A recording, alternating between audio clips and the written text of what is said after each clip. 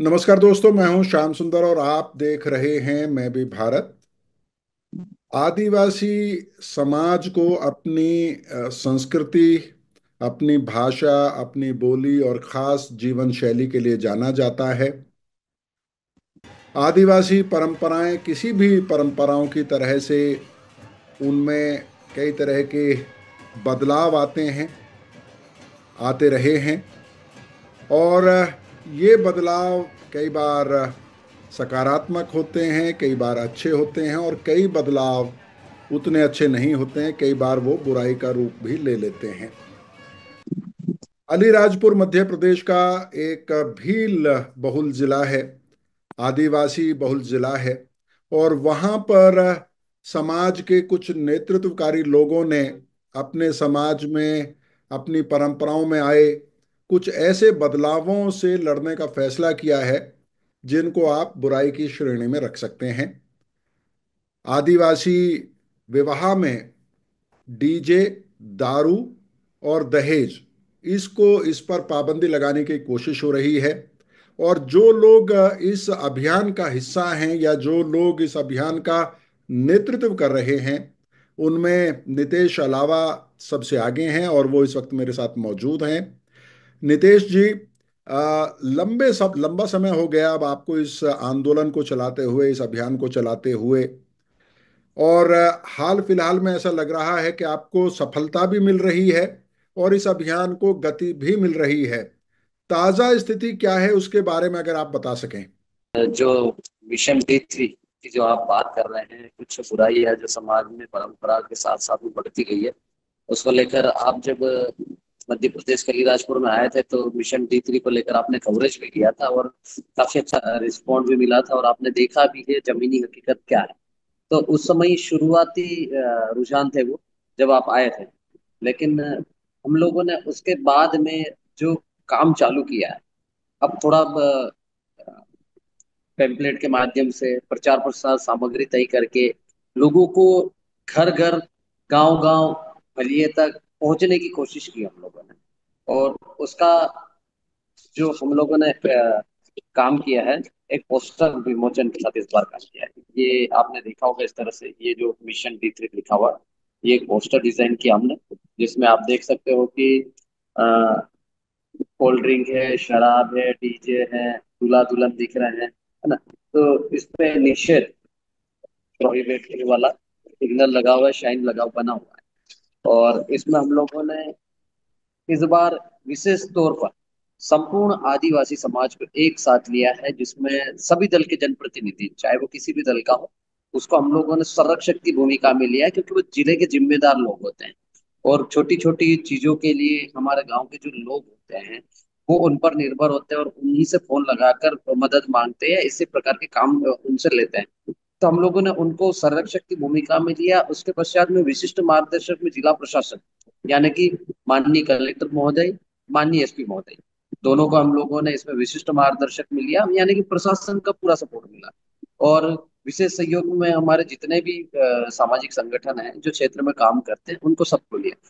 फिर हम लोगों ने क्षेत्रीय बैठकों के लिए, मतलब जैसे कोई गांव है, गांव के पास में कोई कस्बा है या थाना क्षेत्र है, चौकी क्षेत्र है, तो उस थाना चौकी क्षेत्र में हम लोगों ने 15-20 गांव के आसपास, जो उस थाना क्षेत्र में गांव लगते हैं, उनके लिए नियंत्रण के लिए, उनके साथ में बैठक करने के लिए एक नियंत्रण कमेटी बनाई, जो उस क्षेत्र के प्रभावशाली सरपंच है, पटेल है, चौकीदार है, तड़वी है, जिनको गांव को चलाने की जिम्मेदारी होती है। तो उनको हम लोगों ने साथ में लिया और क्षेत्रीय बैठक और नियंत्रण समिति बनाई। तो इस तरह से ये जो पोस्टर है वो फाइनल हुआ। और हमने इसको अब, जैसे पिछली बार क्या हुआ कि हमने अनाउंस किया, बैठकें हो रही है और गिनी चुनी बैठकें हुई आसपास क्षेत्र में और अपने अपने स्तर पर लोगों ने काम किया, लेकिन उसका सकारात्मक परिणाम एक सीजन तक रहा। लेकिन उसके बाद धीरे धीरे लोग हमारे क्या है, वापस भूल जाते हैं उस चीज को कैसे करना है। या फिर पिछले साल हुआ था तो इस बार करना है कि नहीं करना है, तो वो वापस अपने पुरानी परंपरा में आ जाते हैं, लाइन में आ जाते हैं। तो हमने इस बार एक पैम्पलेट जारी करके चरणबद्ध तरीके से इसको एक मुहिम को जन जागरण अभियान के रूप में चलाया, या आंदोलन के रूप में चलाया, कह सकते हो आप। यकीन करो ना करो, लेकिन इस बार इस मुहिम ने बिल्कुल क्रांतिकारी कदम जैसा उठा लिया है और क्रांति का रूप लिया है पूरे क्षेत्र में नितेश प्रदूषण। जी, तो जब नितेश जी 17 माफ नवंबर कीजिए, को मैं आपको रोक रहा हूं बीच में क्योंकि आवाज में थोड़ी सी गड़बड़ हुई थी। आपने कहा कि पता नहीं हम हमें विश्वास होगा या नहीं होगा। विश्वास है, और क्योंकि इस तरह की खबरें मिली कि कई जगह हाँ पर हाँ आप लोगों का ये जो अभियान है वो कामयाब हो रहा है। लोग डीजे, दारू और दहेज से दूरी बना रहे हैं। लेकिन आपने कहा कि आपने अलग अलग राजनीतिक दलों के नेताओं को भी इस अभियान से जोड़ने की कोशिश की है। आमतौर पर जो नेता होते हैं वो इस तरह के अभियानों से बचने की कोशिश करते हैं, क्योंकि ये पॉलिटिकली हमेशा करेक्ट नहीं होता है। ये कोई बहुत आपको वोट दिलवाने वाला काम शायद उस तरह से नहीं होता है। कई बार लोगों का विरोध भी आपको झेलना पड़ता है, और आपस में जो राजनीतिक दलों के नेता हैं, उनको एक मंच पर लाना ये भी कठिन होता है। तो इसमें किस तरह का अनुभव है? जी, आपका बिल्कुल कहना सही है। और उन सारी चीजों को देखते हुए ही हमने ये एक सर्व आदिवासी समाज का बैनर तैयार किया है, ये पोस्टर जो बनाया है। मिशन D3 नियंत्रण समिति बनाई है जो सर्व आदिवासी समाज के बैनर तले काम कर रहा है। इसमें यकीन करना मुश्किल है, लेकिन आपने जो सुना है वो सही भी सुना है। जब से हमने पोस्टर लॉन्च किया उसके बाद में पूरे जिले में जो मिशन D3 के रूप में रफ्तार पकड़ी है, हर गांव में, मतलब अलीराजपुर के 70% गांव में जो क्षेत्रीय बैठकें होनी थी हर ब्लॉक में हो चुकी है। थाना क्षेत्र के लगभग संपूर्ण ब्लॉक हो चुके हैं, और जहां इसकी जरूरत थी वहां पहले बैठकें होगी। और बैठकों में ऐसा नहीं कि हम लोग फोन लगा रहे मैसेज कर रहे तभी लोग आ रहे हैं। हमारा एक मैसेज जाता है, सामाजिक आह्वान सार्वजनिक रूप से होता है, और वो बैठकों में हजारों की संख्या में लोग इकट्ठा हो रहे हैं। इकट्ठा होकर दिन भर सुन भी रहे। और जो सामाजिक स्तर पर सर्वसम्मति से स्थानीय कमेटी, वहां के पटेल, सरपंच, चौकीदार, खड़गी और जिम्मेदार जो जागरूक युवा अधिकारी, कर्मचारी, सबके द्वारा सर्वसम्मति से एक नियम पारित कर रहे हैं, प्रस्ताव पारित कर रहे हैं कि शादियों में जिस तरह से हमारे क्षेत्र में आपने देखा भी होगा कि एक शादी में 10-10, 20-20 डीजे का प्रचलन था, तो वहां पर उसको प्रतिबंध करने के बजाय 1 से 2 तक सीमित कर दिया है। विदेशी शराब का प्रचलन बहुत अधिक था। ये तो मतलब साधारण सी शादी में भी 20-50, 100 पेटियां, 200 पेटियां नॉर्मल बात है शादियों में पीना पिलाना। भाटड़ी परंपरा जो लेकर जाते हैं, तो उन पे प्रतिबंध लग चुका है इस बार। हर गांव में प्रस्ताव पारित हो चुका है। लगभग यहाँ की जितने भी क्षेत्रीय बैठक है वहां पर ये प्रस्ताव पारित हो चुके हैं। और अभी तक हम लोग जैसे अभी समाज में नुक्ते चल रहे हैं, कुछ शादियां हो चुकी, कुछ साव जो सगे की परंपरा होती है हमारे आदिवासी समाज में, निश्चित में साव बोलते हैं। तो उस साव में भी हमने देखा है बिल्कुल पालन हो रहा है। डीजे अब आपको कम दिखेंगे, बिल्कुल यहाँ तो फिर एक ही दिखेगा। ढोल मांद की परंपरा वापस जागृत हुई है, जगी है, वापस प्रचलन में आ रहे हैं। और दारू, मैं कई जगह गया जहां पर विदेशी शराब या फिर किसी प्रकार की शराब का प्रचलन अब मतलब खत्म करने की जो निर्णय है समाज का, उस पर काम कर रहे हैं लोग, अमल कर रहे हैं। और बहुत ही सकारात्मक परिणाम आ रहे हैं। ये सिर्फ अलीराजपुर तक ही अब सीमित नहीं रहा है, ये पड़ोसी जितने भी जिले हैं, चाहे बड़वानी हो, खरगोन हो। अभी बुरहानपुर में देखा होगा आपने, महासम्मेलन हुआ था, वहां पर 10 से 15 हजार लोग इकट्ठा हुए थे। जिला स्तरीय सम्मेलन हुआ था, हम लोग गए थे वहां पर। बहुत ही शानदार आयोजन हुआ। वहां पर भी इसी प्रकार से मिशन रीति चलाया जा रहा है। 2 तारीख को भी गुना में है, जहाँ प्रोग्राम में हम लोगों को विशेष तौर पर अतिथि के रूप में बुलाया, तो वहां भी मैं जा रहा हूँ, क्योंकि हम लोगों ने मिशन D3 की शुरुआत की है। तो वहां पर भी समझाने के लिए हमको बुलाया है। तो अभी ये पूरे मध्य प्रदेश में फैल चुका है। हर आदिवासी क्षेत्र में मिशन D3 की शुरुआत हो चुकी है, काम हो चुका है और काम जारी भी है।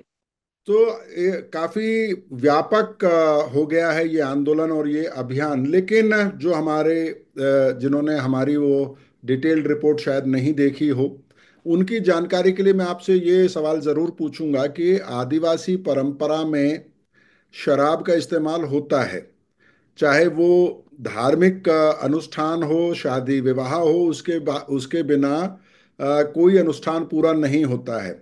वैसे में आप दारू पर पाबंदी लगाने की बात कर रहे हैं। इसको थोड़ा बहुत संक्षेप में अगर आप समझा सकें।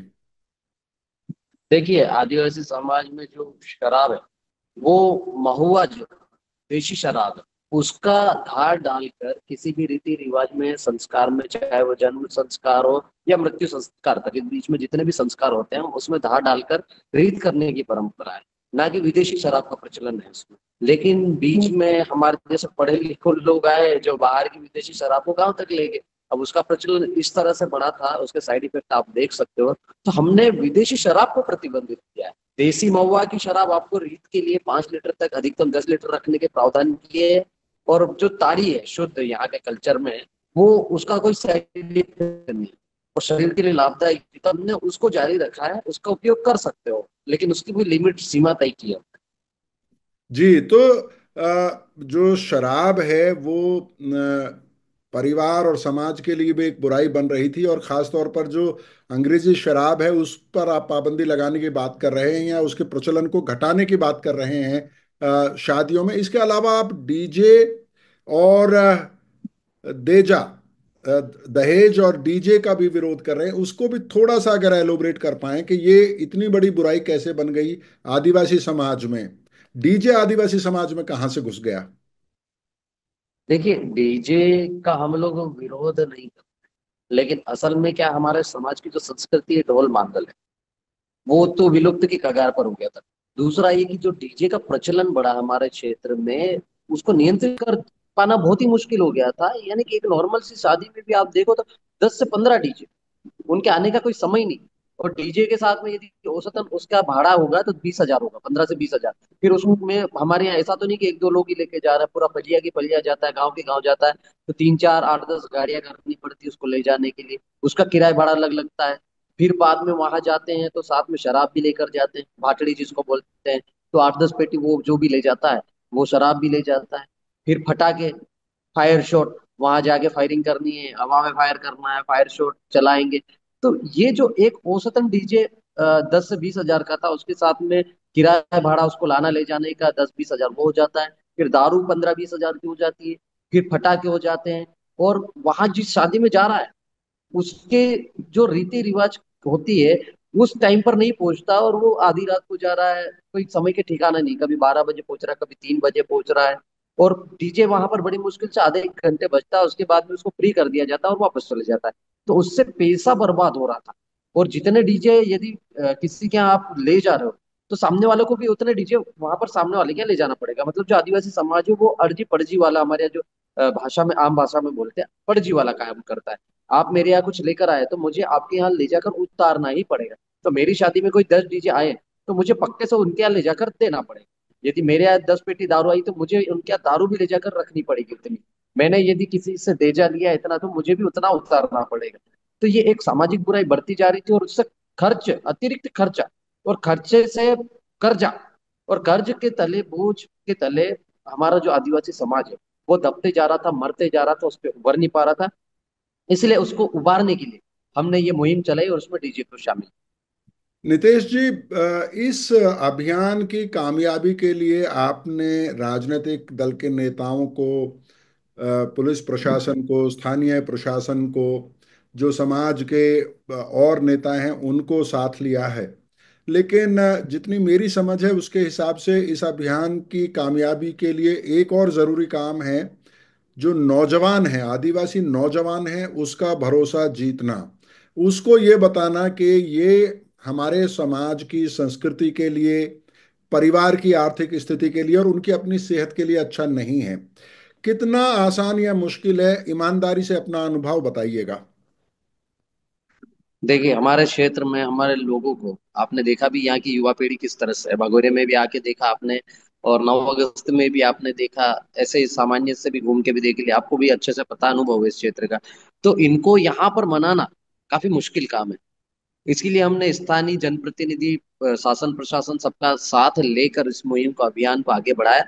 और हमने सबसे बड़ा काम जो किया इस क्षेत्र में, वो किया कि क्षेत्रीय कमेटियां बनाई, जिसमें भी प्रभावशाली पटेल, सरपंच, चौकीदार, तड़वी, सभी लोग शामिल है। और वो सब लोग मिलकर काम कर रहे हैं, तो समझाइश देकर काम कर रहे हैं। अब जैसे डीजे है, हमारे पड़ोसी जिले में, झाबुआ में बिल्कुल प्रतिबंधित कर दिए। लेकिन हमने इस बात का ध्यान रखा कि हमारे बेरोजगार लड़के जिन्होंने इसी साल डीजे लिए या 1, 2 साल पहले भी लिए, तो उनके लाखों रुपए फंसे हुए हैं। तो हमने इसलिए क्या किया कि एक डीजे बजा सकते हो आप शादी में, शादी में अधिकतम एक या दो डीजे हो सकता है, ताकि आपका जो डीजे है अभी जो चल रहा है, आपका रोजगार नहीं छीने, न छीने, और आपका रोजगार भी चलता रहे, और हमारी परंपरा भी बची रहे, और कर्जा भी अतिरिक्त ना हो। तो हमने विकल्प दिया है, और लोग मान रहे हैं, नौजवान मान भी रहे इस चीज को, कि यार हम लोग जो काम कर रहे हैं सही दिशा में कर रहे हैं, समाज को कर्जे से बचाने के लिए कर रहे हैं, आर्थिक रूप से मजबूत करने के लिए कर रहे हैं। मुश्किल जरूर है, कई बार हमको सामना भी करना पड़ता है, और ताने भी सुनने मिलते हैं, गालियां भी सुनने मिलती है, लेकिन पॉजिटिव रिजल्ट है, तो ठीक है, झेल लेते हैं। जी। और नितेश जी, इस पूरे अभियान का एक जो बहुत ही शानदार पक्ष है वो ये है कि डीजे को आप पूरी तरह से प्रतिबंधित नहीं कर रहे हैं, लेकिन अपनी जो संस्कृति है, चाहे वो आपके ढोल मांदल हैं, चाहे वो बांसुरी है, वो सब को पुनर्जीवित करना भी आपका लक्ष्य है। लेकिन क्या वो संभव है? क्योंकि एक गैप आ गया है। क्या अब आपको शादी ब्याहों में पारंपरिक वाद्य यंत्र आदिवासियों के नजर आ रहे हैं, या कठिन काम है, उस पे अलग से प्रयास करना पड़ेगा? जी बिल्कुल सही है, लेकिन आपको मैं बताऊं, पिछले 10 सालों से जिस तरह से हमने सामाजिक स्तर पर काम किया है, समाज के युवाओं ने, चाहे वो जेएस के माध्यम से किया, अन्य संगठन के माध्यम से किया, सबने जो मूवमेंट चला है, इसी का नतीजा रहा है कि वापस ढोल आए हैं, ढोल मांदल वापस आए हैं। ये जो लुगड़ा घाघरे का कल्चर देख रहे हो आप, ये 10 साल पीछे चले जाओ, तो विलुप्त सा हो गया था। सिर्फ गांव में दिखते थे, भगोरे में दिखते थे, सोनवा जैसे क्षेत्र में दिखते थे।